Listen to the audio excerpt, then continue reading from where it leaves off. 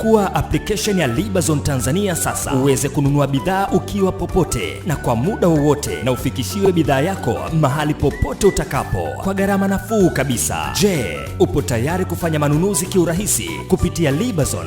Alafu ile mtu anaitwa Mosiron ameanza kuwapanda kichwani. Mtu alipanda mpira, sasa hivi anataka apande sisi kichwani. Mimi alishasema siku ile anidai jero, lakini akaona ile jero, nikamwambia simpi tena, nikatoa tena na klipu, akasema hii mtu hapana chesa, lakini akachesesha na sani wenyewe ameona. Unajua mtoto kama anakuwa na kiburi, we fundisha adabu, atanyoka. Lakini ile mtoto ana kiburi na sijui kama atacheza mpira dunia yote, sababu watu sote anaona Yanga ni timu kubwa ati. Tupo na makamu mwenyekiti wa tawi la Yanga Kariakoo. Tutuambie unaitwa nani na mengine tutaendelea mbele. Mimi naitwa ndugu Saidi Motisha wa Dar es Salaam Young African. Makamu mwenyekiti wa tawi la Kariakoo. Tuzungumzie mchezo wa jana. Naona jana mmeteleza, kwa sababu msimu huu umeonekana kuiweza Simba. Mchezo wa kwanza mlitoka sare, mchezo wa pili mkaifunga 1-0. Jana mkateleza. Matokeo yale mliyapokeaje? Mpira una mambo matatu makubwa: kushinda, kutoa drone, aidha kufungwa. Lakini mchezo wa jana tumefungwa goli nyingi tena nyepesi. Zimewasikitisha Watanzania nzima.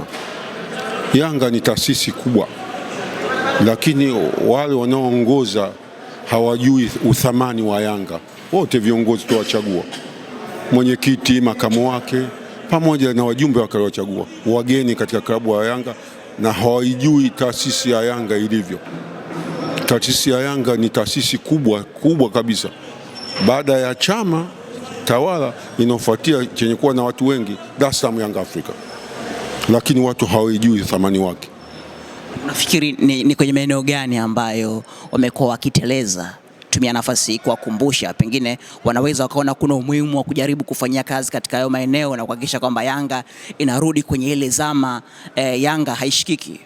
Mimi nadhani vigumu, kwa sababu kama kuwaeleza tumewaeleza, kuambia tumewaambia taratibu za Yanga zinavyoendeshwa, lakini bado wabishi. Na siku zote ikiwa mwenyekiti ana nidhamu, basi hata wale watendaji wake, wajumbe wake wote hawana nidhamu. Na ndio maana imefikia tukafungwa jana goli 4 nyingi sana.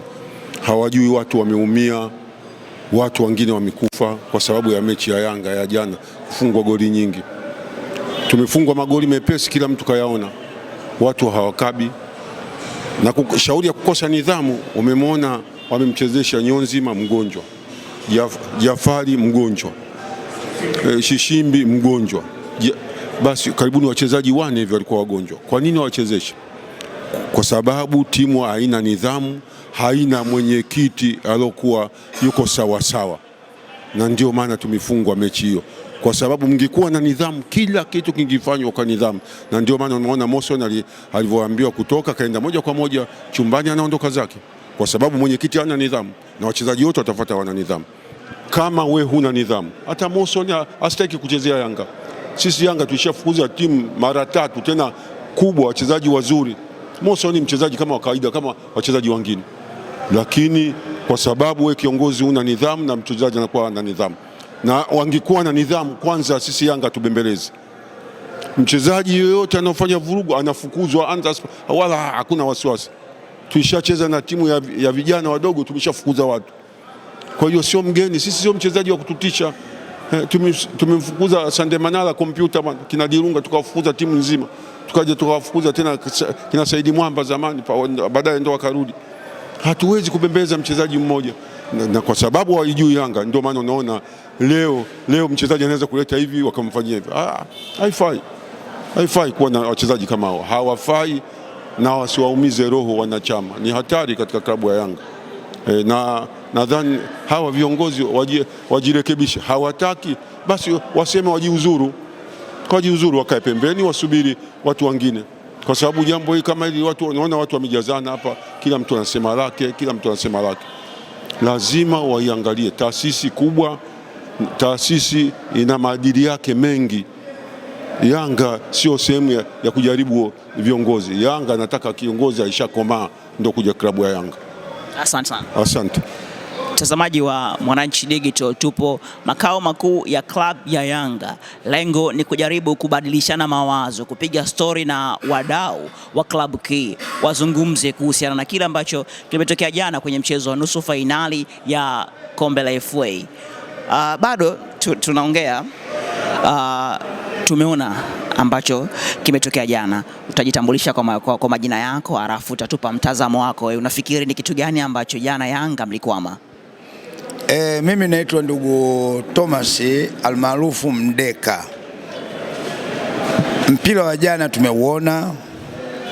Ukweli wa mambo, sisi tumepatikana, timu haikupangwa kimashindano, kwa sababu benchi la ufundi linajua kabisa kwamba kuna wachezaji wana injury, wagonjwa. Mfano Shishimbi hajacheza mechi hata moja, lakini jana tukashangaa yuko uwanjani. Aluna Nyonzima hakuwa kwenye fomu, Jafari hakuwa kwenye fomu. Lakini hii kitu kocha mkuu, kocha msaidizi wanaona, na kamati ya ufundi, kwa sababu sisi hapa tuna mkurugenzi wa ufundi. Kazi yake nini? Kwa sababu mkurugenzi wa ufundi ndio anakaa na benchi la ufundi kushauriana kwamba mchezaji uko hivi, mchezaji uko hivi, mchezaji hivi. Je, taarifa ya daktari aliwaambia kwamba wachezaji wanafaa kuchezwa? Hilo moja. La pili, tuliona pale mchezaji wetu wa ndani, huyo center wetu, alikwenda kumshauri mwalimu kwamba maana huku kuna vuja, kwa sababu magoli mawili yamepitia kwa Jafari. Jafari hakuwa kwenye fomu, utamlaumu bure, kwa sababu wanawala waliona kwamba kuna witness kwamba huku ndo kuna njia, ndo amepitia huko. Nadhani unanielewa. Kwa hiyo mipira ya Simba na Yanga, ukiteleza kidogo mwanzo ndo anakuini hapo hapo. Kwa kipindi, yani kwa kitendo kilichofanyika jana uwanjani, hususan mimi mwenyewe binafsi kimeniumiza sana. Sikulala usingizi, na leo sikwenda kwenye shughuli zangu. Nimeamua nije nikae makao yangu ya klabu, kwa sababu hapa hakuna mtu akunizomea, hamna mtu akunini. Ndio maana nimejificha hapa. Ndugu mtangazaji, umekuja umenikuta hapa kwa sababu hali imekuwa tete. Utatembelea wapi? Goli 4 nyingi, sio abweteke tu. Na kama kiona mchezaji analeta gozigozi na wana nini, wewe mwache. Kwani tatizo liko wapi? Kama alichukua chetu arudishe chetu, aondoke zake. Hii timu kubwa, Yanga ni timu kubwa. Nitakupa kumbukumbu. Tulikuwa na mwenyekiti hapa, Abbas Talimba, alitisha mkutano hapa, jamani wana Yanga mtakula shubiri. Watu tukaanza kujiuliza, shubiri? Anasema mtakula shubiri. Mimi ndio chairman, siwezi kukaa na watu hivi na hivi. Tukamwambia bwana, haya tuangalie shubiri. Alimfukuza Idibili Nyamila, alimfukuza Said Mwamba Kizota, alifukuza Mohamed Hussein. Idibili akaenda Malindi ya Zanzibar. Wakatoa Idibili Nyamila, ndo anawika Tanzania hii. Mchezaji wako moto. Mchezaji moto, watu lakini tulicheza, matokeo yake Yanga alichukua ubingwa. Tulibakia na wachezaji kina Chibe Chibindu, wakina nane enzi hiyo, na Yanga akachukua ubingwa. Sasa Mbusa, sasa hivi wachezaji wanalipwa mahela mengi. Tunakwenda pale sisi watu pressure juu bwana. Hatuli chakula kikakaa, hatufanye maana yake ni. Lakini usia wangu kwamba viongozi, haya maji yashamwagika, maji hayazoleki. Kinachotakiwa tujipange, tuchukue tena ndoo nyingine, kama ilitoboka tuzibe na kila kitu, tujipange, tucheze mpira msimu unaikuja wa mwezi wa 8. Hapa sio mbali, huu mwezi wa 7, tarehe 1 mwezi wa 8 dirisha la usajili linafunguliwa.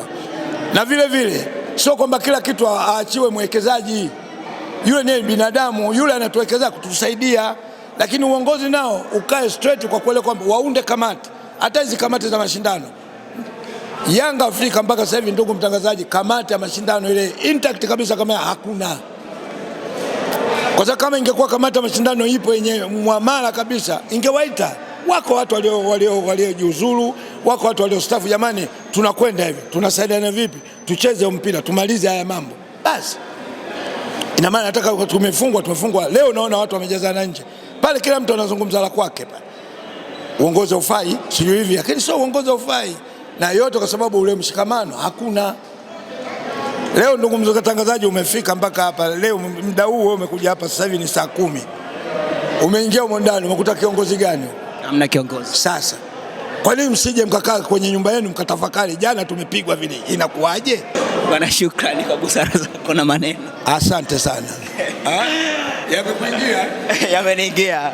Bado mtazamaji wa Mwananchi Digital, tumekuja makao makuu ya klabu ya Yanga kwa ajili ya kupata mitizamo tofauti. Maneno ni mengi ambayo yanazungumzwa hapa baada ya jana kuona wakiondoshwa kwenye nusu fainali ya kombe la FA. Bwana, mambo vipi? Poa ndugu yangu, niambie. Fresh. Unaitwa nani?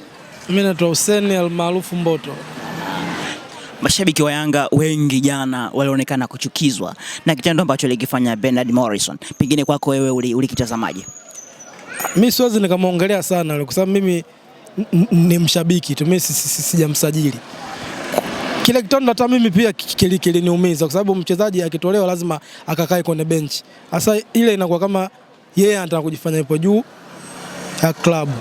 Zile ni dharau na wale mimi yani katika wachezaji wa Yanga yule mimi ndo namkubali.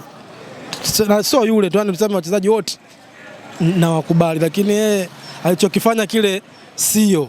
Na sio kwake yeye tu, kwa mchezaji wa aina yoyote. Mchezaji siku zote anakuwa chini ya klabu. Hakuna mchezaji anakuwa juu ya klabu. Yule amesajiliwa.